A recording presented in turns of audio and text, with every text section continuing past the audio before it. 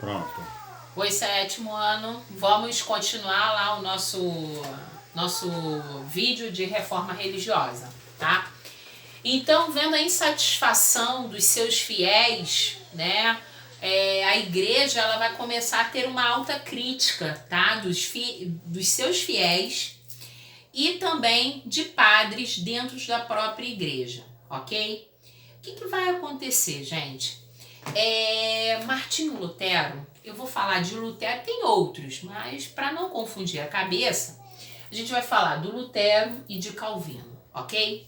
Lutero era um padre e ele vai começar a questionar a igreja, tá? E aí ele começa, um estudioso ferrenho da Bíblia. Primeira crítica que ele vai fazer, porque a Bíblia não pode ser traduzida para a língua do povo, tá? Porque o latim só quem dominava eram os padres, ok? A igreja. Então, primeira coisa, ele vai começar a questionar o porquê do não... Porquê que não pode ser traduzida a Bíblia, né? Porque aí cada um iria ler e estudar da forma que achasse conveniente. Então Lutero ele vai estar lá estudando e ele vai criar 95 teses, tá? Ele vai escrever um livro, ele vai até anexar na frente da igreja essas 95 teses, tá? E a mais importante delas, que é que vai bater de frente com o que a igreja pensa, né? É a doutrina da salvação. O que salva o ser humano é a sua fé. É a fé que ela tem. Então a gente chama de doutrina da salvação. E aí vai de contra tudo que a igreja diz que tem que pagar o perdão, a igreja diz que tem que ir na igreja, tem aqueles vários dogmas. E aqui Martinho Lutero diz que não. O que te salva não é pagar, não é na igreja, não, é a sua fé. Aí a igreja não gosta. A igreja vai perseguir Lutero por causa desses seus pensamentos e com isso Lutero vai ser bem recebido no Império Sacro Germânico, que era um império que tinha muitos reis. Lembra que eu falei para vocês na nossa aula de Estados Nacionais? Eles não tinham um império bem unificado, né, bem centralizado o poder, por causa da questão da língua, cada um falava a sua língua. Então, os reinos, né, eles vão receber bem Lutero. Lutero lá, chegando lá, ele vai traduzir a Bíblia para o alemão. Então Lutero ele vai continuar escrevendo, né? Ele vai continuar pensando e sendo crítico da igreja, principalmente pelas questões morais da igreja, ok? Então, o seu grande lema de Lutero vai ser o quê? A doutrina da salvação, né? Salvação pela fé. A sua fé que é que vai te salvar, ok? E nós temos também Calvino. Calvino também ele vai ter uma doutrina como base, tá? Calvino vai dizer que não precisa ter vários santos, imagens, tá? Para a pessoa adorar. Ele é a favor da leitura da Bíblia, né? Da pessoa se modificar. E aqui ele vai ter até uma questão muito ligada com os burgueses. Vou explicar para vocês por quê. Ele vai falar sobre a teoria da predestinação. Para ele, o homem já tinha o seu destino traçado desde que ele nasceu. Ok? E o que salvaria esse homem desse destino é o trabalho. É trabalhar. Calvino não vê nada demais em enriquecer com o trabalho. A igreja já condenava. A igreja condenava. Principalmente o quê? O burguês está lá, tinha o dinheiro, emprestar dinheiro à usura, ele era totalmente contra, né? A igreja podia viver no luxo, mas os seus fiéis não podiam. Então a burguesia vai ouvir isso, vai acabar se identificando de primeira, tá? Mais do que com a própria igreja, porque o Calvino ele vai dizer que não há problema algum. Se o cara trabalha, ele está enriquecendo mediante o trabalho dele. Se eu quero um dinheiro emprestado, vou lá e peço o burguês e depois eu pago, não há problema algum. Então, Martinho Lutero, com a teoria da predestinação, salvação pelo trabalho. A burguesia vai adorar isso e a burguesia vai apoiar tanto a ideia do Lutero, primeiro, pela salvação da fé. Aquilo que eu expliquei, os burgueses já não queriam mais pagar tanto, que tinha que pagar dízimo à igreja, pagava imposto aos estados nacionais, a igreja tinha aquelas terras todas, não pagavam impostos, então a burguesia se sentia um pouco sufocada nessa questão de impostos e de dízimo com a igreja. E aí eles vão ver Lutero falar que não, a salvação está pela fé, não é pagar dízimo, não é? E aí eles vão, a burguesia, essa burguesia mercantil dos estados nacionais vai receber a doutrina, a protestante, com bastante, com bastante agrado, porque ele aqui está dizendo que salva pela fé e aqui pelo trabalho. Quem mais trabalhava nos estados nacionais? A burguesia, ok? Então a igreja via com mais maus olhos o burguês, que ele era rico demais, tá? E aqui o cara vai, opa, gostei, entendeu? E aí, gente, agora eu vou voltar lá para Lutero. Então a gente já tem aqui, sabe que tanto Lutero quanto Calvino, a gente tem luteranismo, calvinismo, protestanismo. Por quê? Porque protestante, porque ele vai protestar contra a igreja, tá? Contra os dogmas da igreja. Então ela vai ter uma boa aceitação da burguesia. Por exemplo, o protestantismo, ele vai ter um papel importantíssimo na Inglaterra, tá? A Inglaterra, o rei vai até deixar de ser católico, até por questões que ele queria se separar da esposa para poder casar com uma outra mulher, para poder ter um filho homem. Henrique VI, ele vai fazer exatamente isso, ele vai mudar a religião dos ingleses, tá? Ele vai se tornar a igreja anglicana, porque a igreja católica, um dos dogmas da igreja é que homem e mulher que se casam não pode se separar, né? O que Deus uniu, o homem não separa, é um dogma existente até hoje, ok? Então, já os protestantes não, né? Se há necessidade, então ele vai tirar a igreja como religião oficial e vai botar a anglicana. Parece até novela mexicana, mas é verdade. Depois ele casa mais 4 vezes. E qual é o estado nacional que tem a burguesia mais forte? É a Inglaterra. Então a Inglaterra vai aderir a essas religiões protestantes muito bem, porque elas vão de encontro com o que a burguesia queria ter como religião. Porque a igreja acabava, de alguma maneira, criticando muito os burgueses, ok?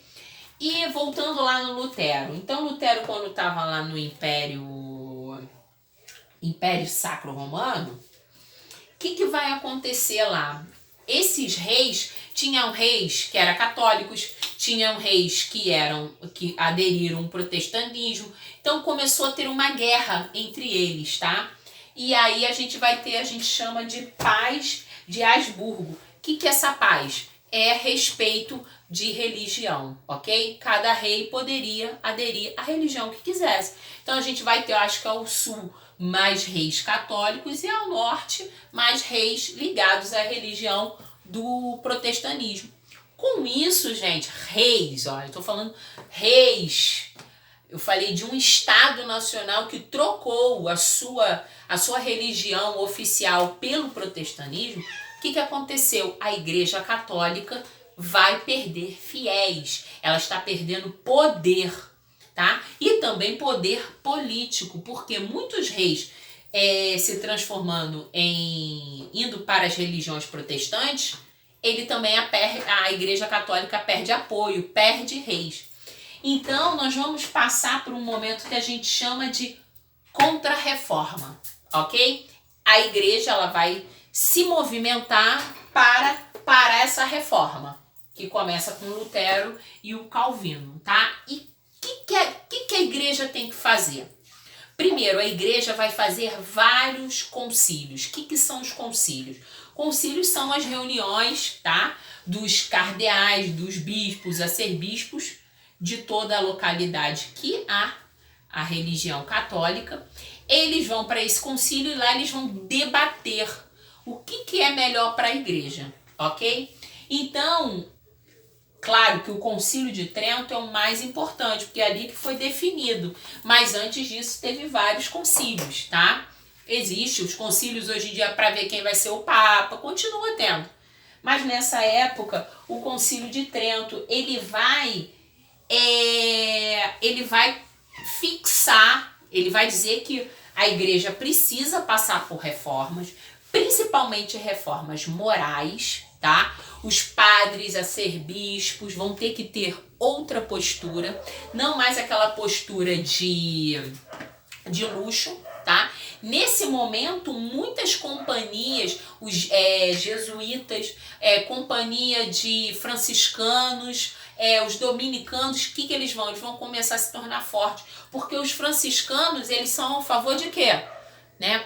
Ele não quer bem materiais, tá? Então, essas companhias mais ligadas ao lado espiritual do que ao lado material vão se tornar fortes. E aí a igreja percebe que é esse o caminho que ela tem que adotar. Então, ela vai reforçar alguns dogmas, tipo o celibato do padre, né? Que é uma coisa que Lutero falava. Não, porque o padre não pode casar, ter família.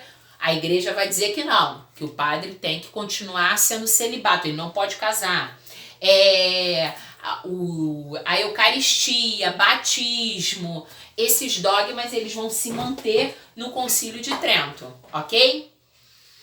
Então, primeira coisa que a contra-reforma, né? O movimento da igreja para diminuir a reforma. Concílio de Trento, ela vai manter os seus dogmas. Companhia de Jesus. Companhia de Jesus vai sair pelo mundo buscando fiéis, principalmente no que a gente chama de Novo Mundo. Lembra? Com as grandes navegações, o homem vai chegar na América, que é chamada de Novo Mundo. E aqui vão vir várias missões jesuítas para buscar novos fiéis. Aqui no Brasil mesmo nós vamos ter a Companhia de Jesus tentando catequizar os índios e depois os negros, tá? Muitos índios foram catequizados para a religião católica, ok? E a Inquisição. A Inquisição é o medo. Lembra que eu falei com vocês na live? Olha, o Tribunal da Inquisição. O que é o Tribunal da Inquisição, gente? Quem fosse contra os dogmas da igreja ia para um tribunal. Ali ele era chamado de herege. Ele cometia heresias, tá? E ali a igreja passava pelo aquele tribunal e aí a pessoa recebia lá suas punições. Muitas vezes era guilhotina, jogava a pessoa dentro de caldeirões ferventes de azeite, tá? Então as pessoas começaram a ficar com medo de ir contra a igreja, porque eu poderia ir para o Tribunal da Inquisição. E o Tribunal da Inquisição mata. Ou dá duras, né, dependendo do que fosse, duros castigos. Então as pessoas começaram a ficar com medo, tá? A professora não lembra, mas tem um filme que a menina, ela não quer comer um pedaço de carne de porco, tá? Dentro lá de uma taberna. E aí o padre fica sabendo, começa a achar que ela é judia. Só que a menina não quis comer um pedaço de carne. E aí eles põem a garota, sabe? Ela é torturada pela igreja. Ela começa a falar que ela cometeu várias coisas porque ela não aguenta mais ser torturada. E ela acaba ficando louca no final. Isso é uma história verídica. Ela acaba ficando louca, tá? No final do filme, ela fica maluca. Porque a igreja, ela vai tentar essa dominação através do medo, tá? O Tribunal da Inquisição vai ser isso. Vai ser esse modelador através do medo. Então, muitas pessoas... onde o Tribunal da Inquisição fez bastante sucesso foi na Espanha, tá? A Espanha é um país altamente católico nessa época. E os inquisidores, assim, os mais perversos estavam lá na Espanha, tá? Então, a igreja, essa contra-reforma, essa resposta dessa reforma religiosa feita por Lutero e Calvino, a resposta é Concílio de Trento, vão falar para os padres, mais moralidade, né? Vamos menos luxúria, vamos ficar um pouco mais tranquilos, né? Concílio de Trento reforçou os dogmas. homem e mulher não pode se separar, celibato dos padres, vai acabar com venda de indulgências, venda de perdão, porque isso era uma coisa que pegava muito mal para a igreja, né? Companhia de Jesus vai mandar vários padres jesuítas através do mundo, principalmente para o Novo Mundo, para o quê? Para catequizar, trazer fiéis de volta para a igreja. E a Inquisição, um tribunal lá, muito tranquilo e calmo, entre aspas, para, através do medo, a igreja não perder fiéis, tá? Muitas pessoas se diziam católicas com medo, mas lia Lutero, lia Calvino e assim por diante. Tá bom, galera? Não deixem de fazer os exercícios. Qualquer dúvida, anote aí no seu caderno ou coloca lá na plataforma ou na live da segunda-feira eu tiro, tá bom? Até a próxima aula.